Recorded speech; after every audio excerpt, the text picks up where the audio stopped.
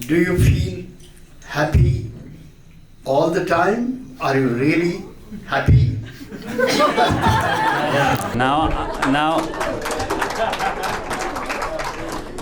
I'm laughing inside all the time, even in the dreams, No, I'm just kidding.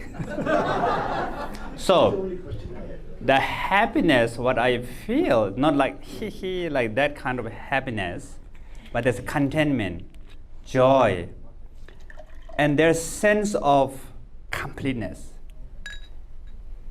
And these experience, sometimes when I face with a challenge, that feeling becomes stronger. So, but not the happiness as like if you win the lottery, not that kind of thing always. But of course, I still experience suffering. I know suffering, but at the same time, there's joy. So, monkey mind there, but there's the innate joy to coexist together with the monkey mind. Rinpoche, I have also a concrete question. So, to deal with this panic attack, like if I love flying from one country to the other, but when this trembling starts, then my mind wants to see the sky, is calming down, connecting to the breath, but I have to admit the body is having its autonomous reaction, can't go, for fight or flight in the plane or in the airway cube railway, when you are there and you have to trust the pilot or the technician. So when this strong trembling comes, I wonder, can you give some more concrete advice how to calm down the body and the energy to deal with that? Because as you say, fight with it doesn't work, but I don't want to also avoid not flying.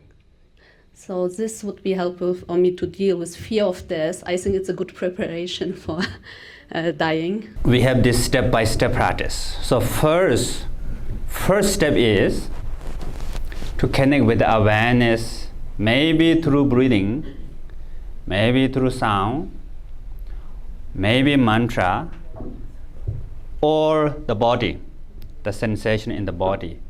And we need to practice this every day 5 minutes for 1 month, 30 days. And that time, if the anxiety comes, what we call change your focus. So when the anxiety comes, listen to sound. Feel panic, listen to sound. So diverting your focus on something else. Then the second step, special focus on the sensation in the body, like pleasant, unpleasant, neutral, maybe 1 month. Then thought, watching the thought. Then next, emotion itself. But when we practice emotion, what we call, don't choose strong emotion, because you will fail at the beginning, always fail, though failure is the mother of success, but we feel bad. So what we call, there's four things.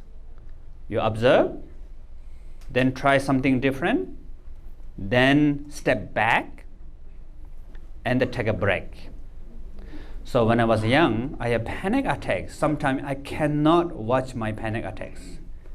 It's huge, as you said, my heart speed up like maybe 200, and then tied my neck. And at the beginning, I always thought I have heart attack. And I go to the hospital to check my heart. Doctor said, your heart is no problem. I thought, bad doctor. Don't understand my heart. Go to the next hospital. And they say something. Eventually, I discovered this is just panic. So, the symptoms might be there, but our mind, first thing, need to recognize this is the panic attacks, and my heart is okay. I'm not going to die of this. And second thing is, maybe we cannot focus on the panic attacks, but maybe something else. So for me, I focus on the anger. I can make anger as my friend, easy, because anger is not my major problem. But the panic is my major problem, so I cannot watch the panic. It's overwhelmed, become stronger. So try this. Then slowly, if you really want to fly and you cannot fly, then first go to the airport. Observe this aeroplane and then watch the panic attacks. Try that. Then maybe imagine that you're in the aeroplane. And then second, maybe take short trip. Maybe choose the good aeroplane, safe, good pilot. And then slowly, one day you can travel around the world. A lot of wise people say that you are born for a cause. How can one know about your birth vision? Being yourself a Rinpoche as well. And the other question is, how to tame the monkey mind by not doing meditation? So first is your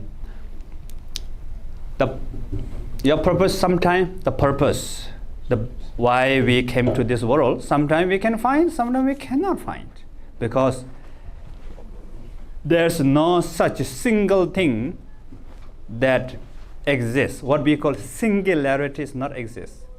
Everything connect each other, interdependent. So even though you found that your purpose, but it changes because of your effort, because of if you create positive effort, the bad purpose become positive purpose. If you continue to harm to many other people, the good purpose become bad purpose also. It changes. Karma can change too.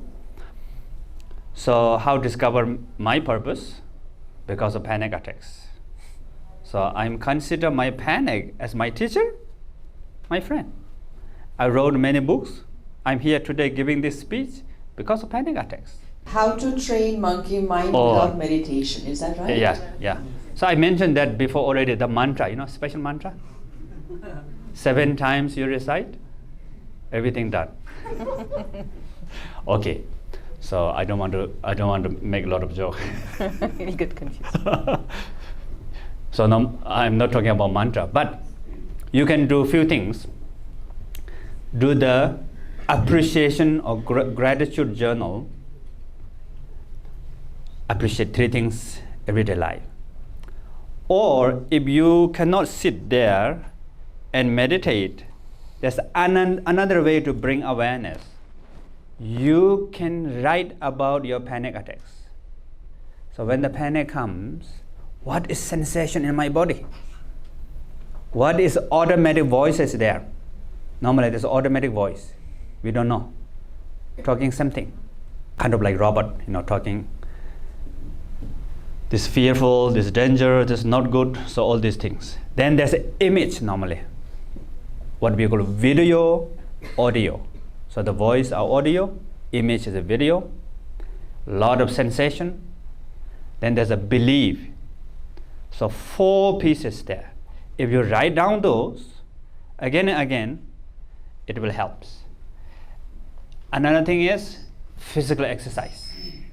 So in the ancient time, we have yoga, all these things. Now you can join yoga, but if you cannot, just do a little bit aerobic exercise. It's really good. Another thing is, you can practice meditation, but not sitting. What we call informal meditation. Engage with the awareness, with your looking at phone, while you're having meeting, while you're having dalbat. So short time, many time in everyday life. I have a context before I ask my question, and there are 2 questions. So when I returned Nepal, everything about Kathmandu and Pokhara irritated me. We are still living in world's most polluted city. People drive Range Rover, bring their relatives out, and they do cremation beside the stinking Bagmati River. We lie a lot to keep peace, but we are also big backbiters and all that thing. But I discovered Buddhism through S.N. Goenkaji's Vipassana, and then I came to you, and since past 4 years or so, I've been practicing your teachings, and I come to your monastery for the teachings. And what I see is every time during the teachings, there are 700, 800, 1,000 foreign students and just 20 or 30 hardly Nepali students, especially people like me, the urban, who can understand English as well. So it struck me. I love living in Nepal. It's a fun country. People are amazing. But what do you think about the collective consciousness of Nepali people? How do you see Buddha Dharma influencing that consciousness towards each other and environment, probably? And third, what is your vision? Because you have monastery here and you're a teacher, what is your vision about for Nepali people, probably for next 10 years or so? Nepali people, I'm also Nepali. So Nepali people are very good, you know. Good-hearted. So the heart is really good. And also resilient, normally. It's kind of like if the difficult time comes, still, bye also. Bye also. Bye also. Bye also. Sometimes too much bye also, then there's sometime problem. Otherwise, bye also meaning everything okay, right? Yeah. It's okay. It's okay. It's okay. So, and also flexible, you know. Nepali people is really flexible. And these ancient wisdoms are kind of like embedded in the culture. For example, in my hometown, when I was young, I'm not naughty boy. And my mom scolded me sometime. And she said, your action is not good. She never say you not good. So this is the basic, we believe, basic innate goodness. Everybody has a wonderful nature, but at the same time there's a cover, right? The outside cover. So we separate between that. Or if you drink the tea, and in hometown this fly comes, sometimes jump into the water, and we all try to pick up that fly. It's a non-violence. It's automatically in the culture. So all these are there, but then of course now this tradition is a little bit diminishing, watered down, like because of the lot of modern stimulations, people lost. So I think my plan for the future is we want to help Nepal, and we are trying our best also. And now many people, especially young generation, begin to come back to these ancient practices. So I think that's a good hope. Yeah, Rinpoche, I think if we introduce meditation, all these things, automatically the collective consciousness can, be corrected and whatever. And also as far as backbiting, I also have the issue with that, but I think first, anything we need to apply on ourselves, and then we expect. Okay, next question, please. First of all, thank you, Manisha ma'am, for visiting Animal Center recently, because you became a louder voice for these voiceless animals. I really appreciate that, because when we talk about the conscious living, sometimes I get confused. So I have a questions regarding the conscious living. So how do we define the conscious living? Is the aware, becoming aware is enough, or we need to awake from inside? Because I'm saying I was aware we should not kill the animal, but we were eating meat. I was eating meat. We all are aware that all the mammals gives milk for their babies, calves, but we human beings steal their milk. So I think we all are aware, but still I don't think we are awake to living a conscious life.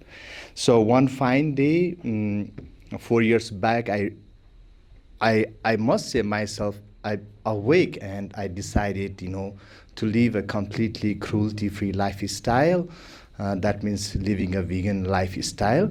And having said that, again, I realized I feel afraid sometimes, plucking the beautiful fruits from the tree, and it is sometimes difficult also.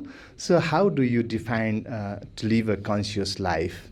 And also, if you elaborate a little bit, is a vegan lifestyle is good for for this beautiful planet? I definitely say living a vegan lifestyle is to heal this ill planet. Thank you very much. So, as I mentioned, normally, 3 things. I always say these 3 things. Can you guess what these 3 things? Wonderful. Awareness, love and compassion, and wisdom. So first thing is to be aware. If you're not aware, there's no way to transform, no way to change, right? If there's a problem, we need to be aware of problem. If there's solution, we need to be aware of solution.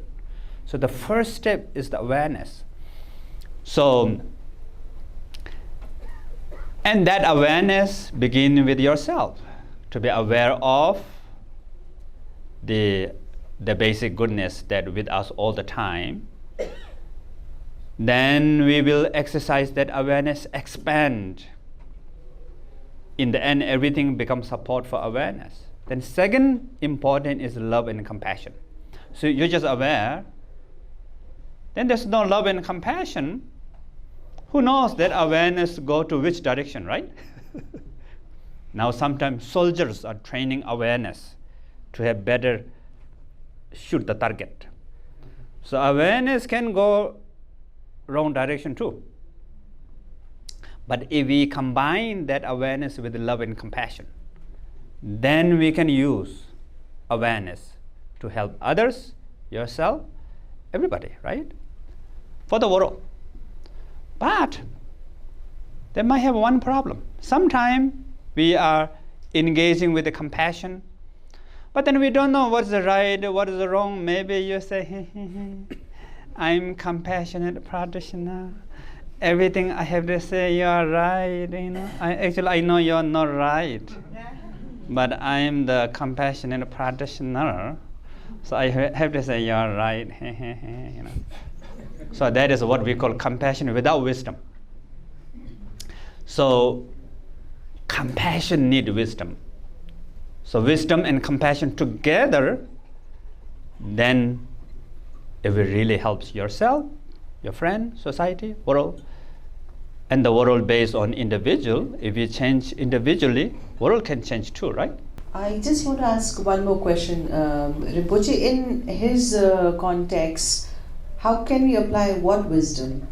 If you can explain a little more. So the wisdom is normally impermanence, nature? Yes, correct. At the beginning by interest, what we call the innate wisdom has interest, and the discerning, what we call discernment. So we all have this quality of discernment, quality of interest. Even the birds, when they eat something, So there's some kind of question, discerning, interest. Then we engage with that question, discerning, curiosity. What we'll see, impermanent, changing, and everything connect each other, interconnection. So you, me, Mingyur Rinpoche, you cannot find one single Mingyur Rinpoche, right? Can you? Normally we introduce ourselves as a name.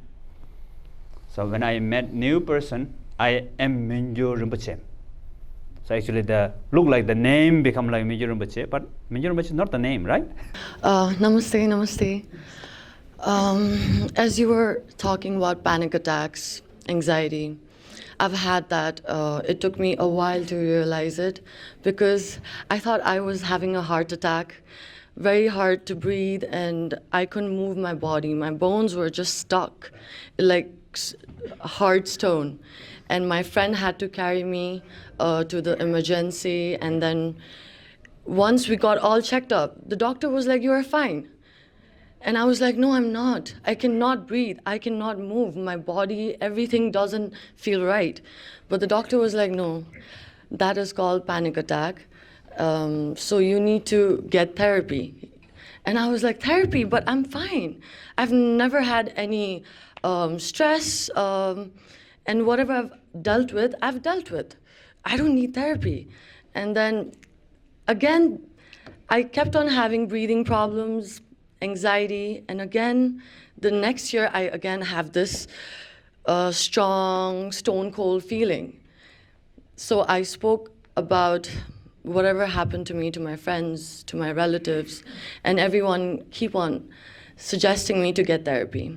But then I was like, whatever I'm having trouble dealing with is my trouble. Why would a stranger help me get through all of that? So what I started was starting to work on myself by physically working out. Everyone was telling me to do meditation, but I'm not the person who sits in one place quietly for a long time. And so for me, the best thing was to work out. And while I was working out, I was looking after my breathing. That helped me a lot. And then talking to myself about my pros and my cons, the mistakes. Yesterday, if I did something, I could have done that better. And I just kept on talking to myself about all the things that I've done wrong and how I can change myself to do better. And I don't know why, it kind of helped me. And it's been over 2 years that I haven't had panic attacks, but I have been having issues with breathing here and there sometimes. It's just like very casual anxiety. But people still tell me to get therapy. But I have helped myself. So the question is, what do you think? Taking care of yourself. Somehow this question is quite important because there is a stigma attached in our society which stops us from taking help if it's psychotherapist. You know, people consider it as a mental disorder. And what happens is, when we have physical ailment, we go to the doctor, right? I don't know what stops us from taking help of a mental expert or a therapist when we have a certain, anxiety, depression. Rinpoche, I was told by a close friend of mine after my cancer treatment that, Manisha, I think you need a therapy because I think you're depressed. And it took me seconds because I was so desperate to heal myself. I didn't want to leave any stone unturned in my healing process. Fine, I've done chemo and I went to the best doctor, but now it's my time to heal myself. And if there is a therapy available for me, why shouldn't I take it? So I actually went through 1 year of therapy. And I wrote that in my book, Healed. And it's so, during that therapy, I realized, my goodness, how important this is. And we must, so many of my friends, they don't take therapy in Nepal because the culture of going to a therapist means there's something wrong with you mentally.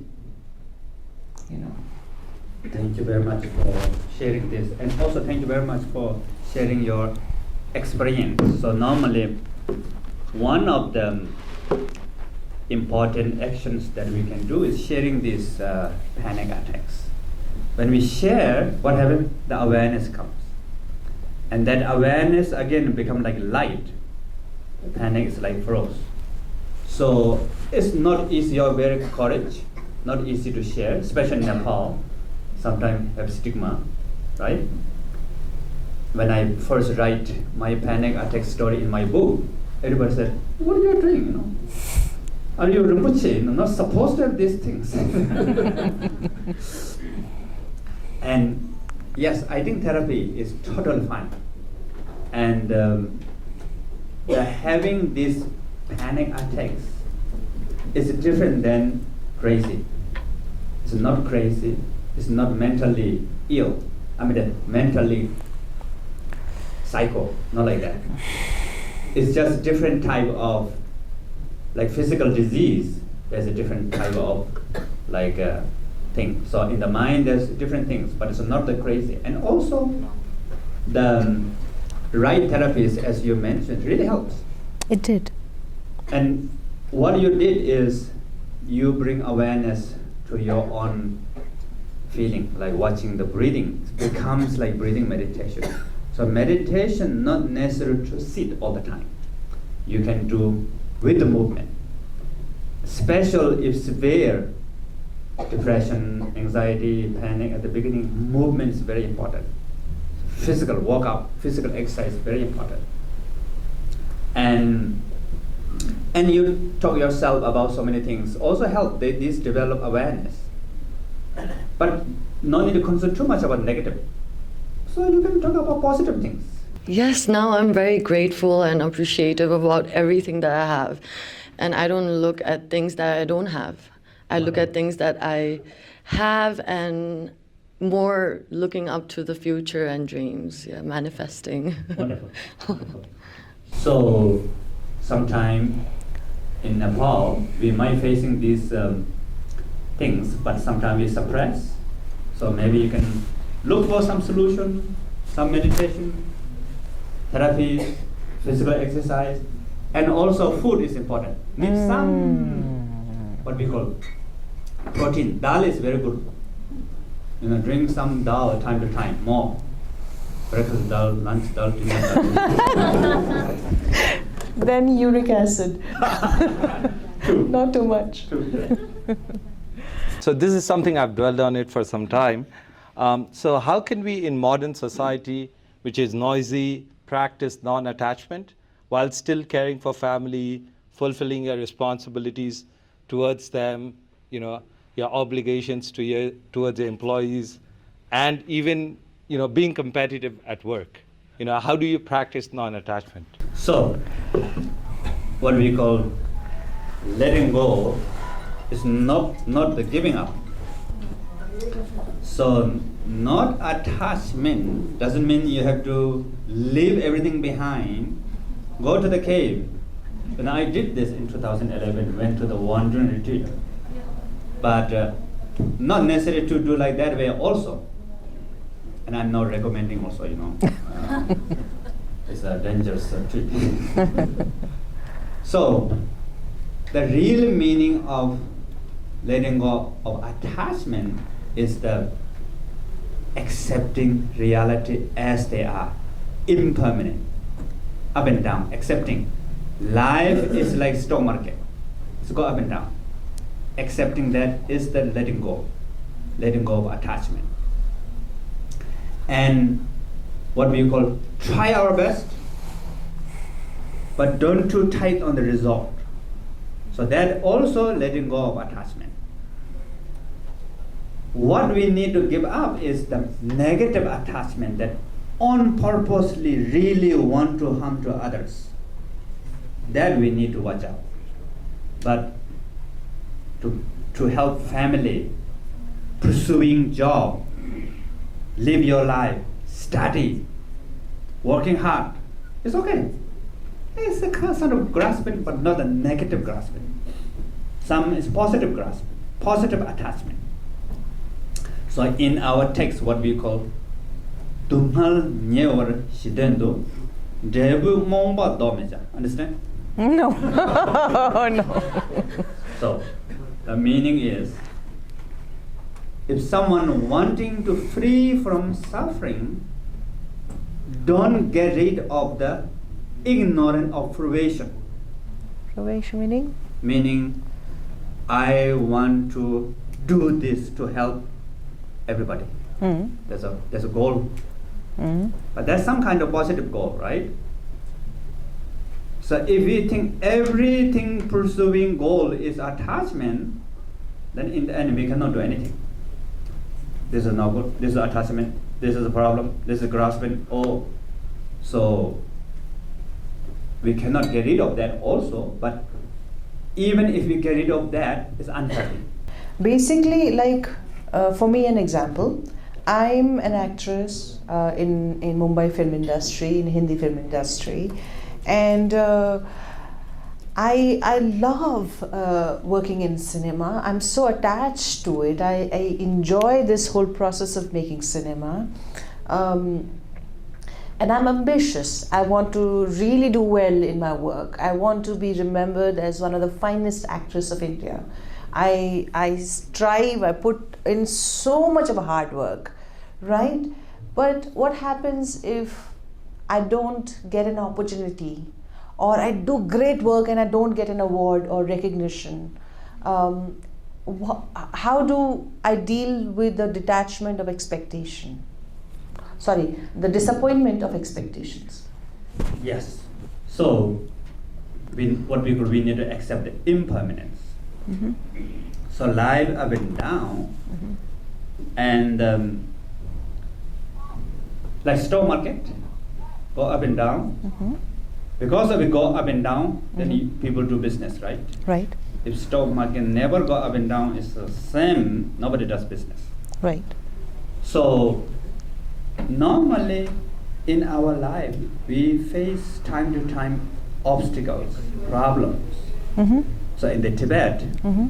what we call no mistake, no success. Mm-hmm. Repeating the same mistake, no success.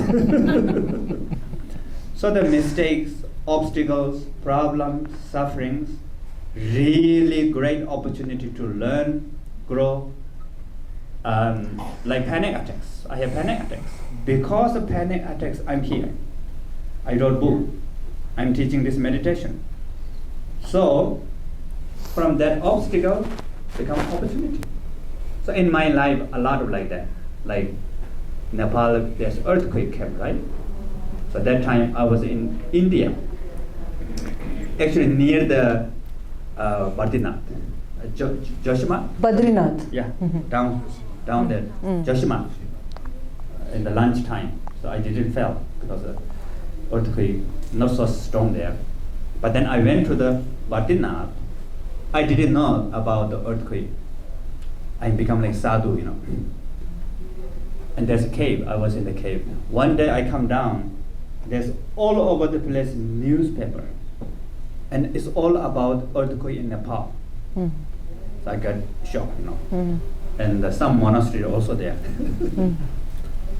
So that makes me come back a little bit sooner. Actually, I planned maybe 3 years or maybe 10 years. So I come back 4.5 years because of earthquake. Then I saw my monastery, it's correct, everywhere. So first shock. Then I thought, oh, what I can do from this, what I can learn from that. So now, because of earthquake, the monastery become traditional college, international institute. There's a school, meditation programs, so many useful environment because of earthquake. I'm not saying earthquake is good, take many people's life, but if you use it as opportunity, so many things can happen. But normally what we call is, we give up.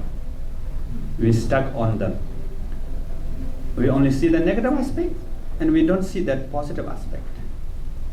Especially in terms of strategies for solving problems and coping with difficult emotions and challenging situations. My question is how to further transform in real life. Sometimes there are many conflicts and entanglements, such as, for example, between competitors in business, which seems to be either win or loss. It is difficult to achieve a win-win situation. So my question is, how can I still practice love and compassion in this situation? Normally we have this competing with the others, but of course that competing has energy that makes you drive a lot, but at the same time there's a lot of side effect. But if you can change to competing as inspiration. So all of us, we want to follow the great masters, enlightened beings. It's not like we want to compete with them, right? We use this as example learning. So, but at the same time, whatever we do in our life, 100% perfect is difficult. For example, we don't want to harm anybody, then we become vegetarian. But if you eat the vegetables, still it harms to the insects, bugs, because the vegetable need to plant seed on the ground and they need to dig out, and then the insect who stay below the earth come out, and on the earth go down, they will die. But it's not like you are eating these vegetables to harm to these insects, right? So the motivation is very important. Then your job, if your job is like making weapons or dealing the drugs and all these things, then you have to change. Otherwise, normal life pursuing is okay. If you want to become like hermitage style, I went to a mountain, it's like hermitage style, then you leave everything. But there's not just only hermitage style, there are many ways to practice this spiritual practice, like household style, grandpa, grandma style, scholar style, monastic style, and experiential style. So many styles. So we don't need to fix with one. Yesterday, the husband of my sister died. So when you were mentioning that Rinpoche explained to you in a very simple way about the state after death, the bardo, I would like to ask Rinpoche if he can say something about that. So bardo meaning in between moment. So in our life, there's a in between moment comes, and these in between moment is what we call like plasticity, meaning flexible. It's opportunity to transform, to go out of your normal circle when you're experiencing this in between moment. So in between moment, example, if you lose your job, if you lost, very good. No, just kidding. I'm not saying very good, but that is the bardo moment. If, sorry to hear about some family member lost, suddenly we have this shock, gap moment. That's also bardo moment. If you are looking for a new job, finding new job, also bardo moment. If, for example, small example, if you go out and someone suddenly say, "Oh," scare you, also bardo moment. So all this moment, what happened when we are experiencing that? First we experience like collapsing, melting, no ground. So what we call the dissolution of elements, these collapsing. But then after a certain level, there is space. There is a non-conceptual state. There is unknown, little bit scared, no ground. But if we bring awareness, love and compassion and wisdom within that gap, we can transform. We can transform very quickly. So that gap is really help us. And that goes to moment of death and dying. The biggest ever gap or in between moment is the moment of dying. that I experience on the street. So if you rest in the awareness, then you can really see the sky. The cloud is cracked. There's a blue sky we can experience. Normally there's cloud, but now no cloud. So these Bardo moment meaning in between moment. So there's a lot of exercise, a lot of practice, how to embrace that. Yeah, it's a complicated thing. It can't be comprehended in one question answer. Okay, maybe a last question, and then we wrap up. I am a medical student, and I was intrigued when I heard about your research on the effect of meditation on the brain with neuroscientists, and you said that it showed significant results. My question to you is, you're already a master of meditation, and there are beginners like us who struggle to even start or, set expectations. How can beginners set realistic expectations and also measure their journey in the meditation, and also how can they start in general? Because for someone like me who's very hyperactive, it's hard for me to even sit still for 5 minutes. I'm a type A personality, I'm a workaholic, and I just want you to address how people like us can start and continue. So at the beginning, we have so many different techniques. So I mentioned here 2 things, right? One is breathing, one is a mental recitation. You can listen to sound, could be visual object, could be smell, could be eat something, taste, could be sensation. So what we call find your own technique. Though the object is different, awareness is just one. It's very simple, just to be aware. And then if the seating is the problem, you can walk. So what we call walking meditation. Or lying down. So when you lie down, keep your spine loosely straight. Like adjust your pillar facing like right side, what we call sleeping Buddha posture, or sky gazing posture, facing up to the sky. Or you can bring your meditation together with your existing job, habit, whatever you do. If you're very busy, for example, if you're looking at your smartphone, meditate while you're looking at smartphone for 5 minutes per day. And you don't have to give up your smartphone. So weaving together with existing habit. So there's so many creative way you can do it. And it's not just sit there, silent, do nothing. That's the one technique, but there's many ways also. Thank you, Rinpoche. It was great listening to you, and we've tired you, but you've been patiently answering all the questions. Thank you so much. Thank you, everybody, for joining here. I hope it was fruitful for your journey.